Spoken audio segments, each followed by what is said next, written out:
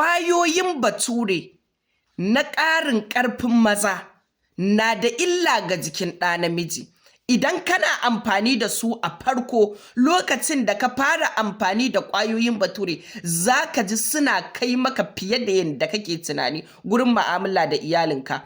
Amma kana amfani da su ne ƙarfinka yana raguwa, kana amfani da su ne ƙarfinka yana raguwa, sai a kai ƙadamin da in ka sha adadin da kake sha a baya bai maka komai ba, sai ka ƙara, in ka ƙara zai yi maka amma ba kamar yadda kake so ba.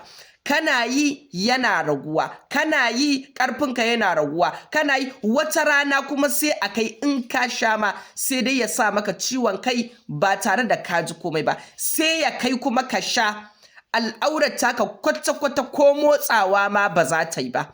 Don haka idan ka yi amfani da wa'innan ƙwayoyin ka samu matsala a tattare da kai ko da al'aurarka ta mutu, muna da magungunan da za su cire duk wannan matsalolin da wannan lalurar ta sa maka, duk wannan matsalolin da wannan ƙwayar ta sa maka. Da yardar Allah idan ka yi amfani da su zai tayar maka da ƙarfinka, zai tayar maka da jijiyoyinka, zai tayar maka da biyan buƙatarka.